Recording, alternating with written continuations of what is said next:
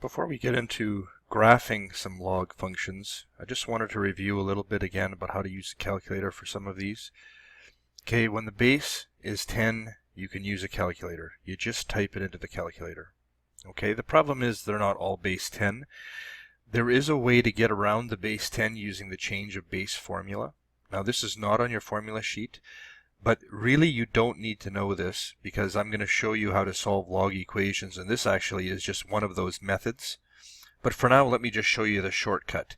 If you get something like this, where the base is not 10, okay, you can use the change of base formula to solve this. So let's take a look at this example. So here the base is 5, so here the base b goes on the bottom, so we put log 5 on the bottom, and we put log 50 on the top. And now these are both base 10s, by the way, and that we can use our calculator for.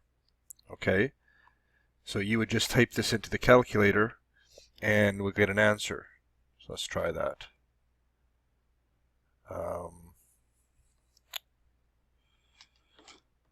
So 50 log divided by 5 log. So this is 2.431. Okay, so you can just use a calculator for that. Now, why can we do this? Why do we have this rule that we can apply? That's going to come up in a lesson or two. For now, you can just take my word for it. Okay, so if you see this, you can use the change of base formula. This will be log base 10 of 8. Log base 10 of 6. The way I remember this is the base is 8, so the base goes on the bottom. Okay, so let's put that in the calculator.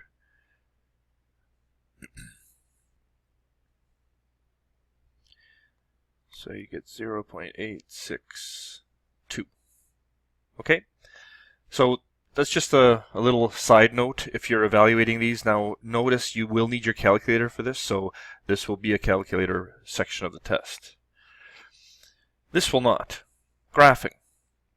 Okay, so we've done this with every single graph we've come across, is all of the transformations. Okay, they do the same thing here. Alright, C is a vertical stretch, D is a horizontal stretch or compression, K moves it up and down, H moves it side to side, and then we have the reflections based on what's positive and what's negative. So let's try a graph here. Okay, it says create a table of values. I don't think you need a table of values yet. You should know that the log graph looks like this. And you should be able to figure out 2 points very quickly. Okay, and I'll just draw the table of values. How do I get those 2 points? Pick y is 0 and y is 1. Okay, so if y is 0, you get 0 is log base 2 of x. This can be changed to 2 to the power 0 is x. So it's 1. Okay, let's try the other one. If we make y be 1, this can be written as 2 to the power 1 is x. So you get 2. So we have the point 1, 0, and we have the point 2, 1. That's how I would graph log base 2 of x.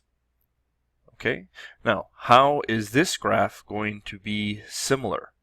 Okay, it says sketch the graphs on the same grid. Well, before I do that, you need to remember that if there is a number in front of the x, you have to factor it out.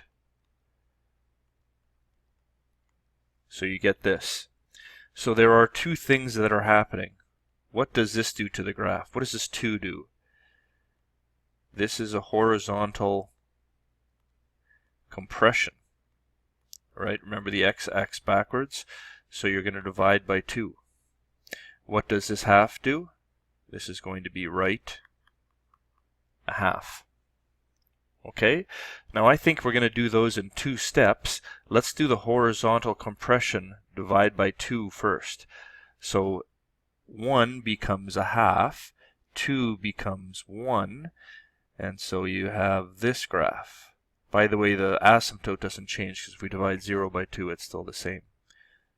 So this is log base 2 of 2x. So we've just done a horizontal compression. All right, and then we want to move right a half. Okay, so first thing we're going to do is move our asymptote. That actually sounds kind of funny. We're going to move our asymptote. Okay, that's going to be at x is a half. This x-intercept will now move here, and this will move here. So you have the point 1.5, 1, and 1. And so my graph will look something like that. Okay, now that's a lot of graphs on the same graph. We'll try to avoid that. We'll try to do it with fewer steps. Okay, identify the x-intercepts. X-intercept was 1, y-intercept was none. The asymptote was x equals a half. The domain is from half to infinity, and the range is from negative infinity to infinity. Okay, let's try this. So again, what's your basic graph? Your basic graph is this. Let's draw it.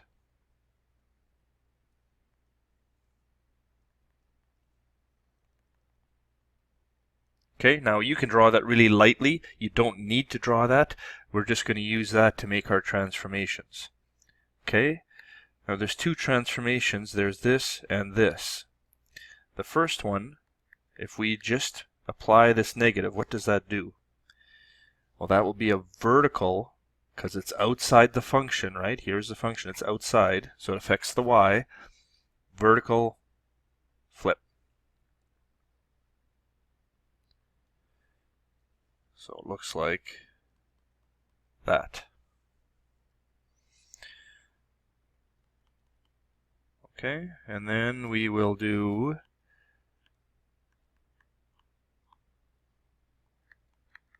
x minus 1. What does that 1 do? It moves it right 1. So I'm going to have an asymptote here. The x-intercept will go here to 2. And then I'm going to have a point here that is 3, negative 1.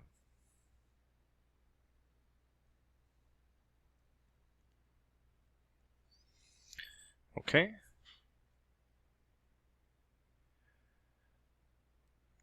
All right, again, start by graphing y equals log base 2. And you notice when I'm drawing my transformations, I'm really only moving those 2 points, those 2 that I'm very comfortable knowing where they are. Okay, so 2 transformations. I'm going to do the multiplying first. So I have log base 2 of negative x. What does that do?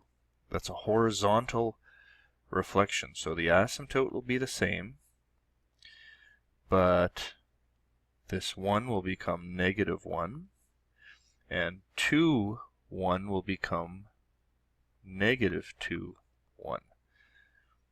Okay, so my graph will look something like that.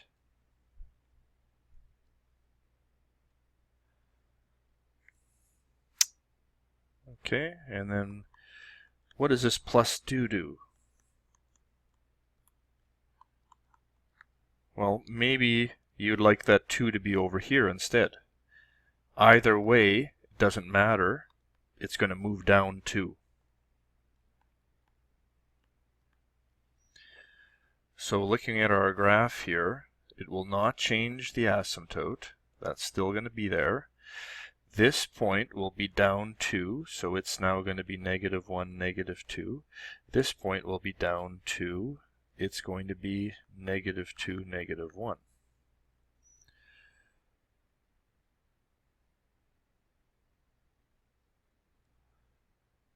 Okay, and now the only problem is we've just created a y-intercept that we don't know what it is.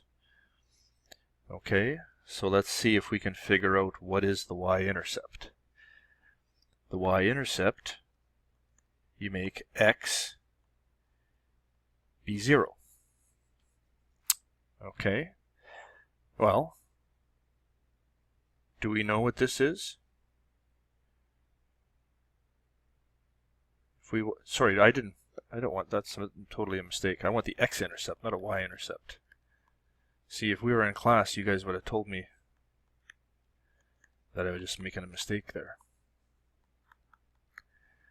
Okay, so we get 2 equals log base 2 of negative x. And remember, this can be changed to exponential form.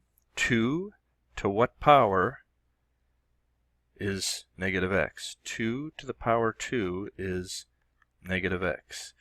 So 4 is negative x, which means x is negative 4. So there we go. Okay, remember when you're graphing, those 2 points are all you need, but if you introduce an x or a y intercept, we need to label those on the graph. Okay?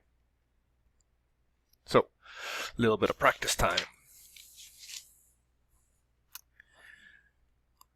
Okay, so page 405, numbers 3, 4, 5, 9 to 12.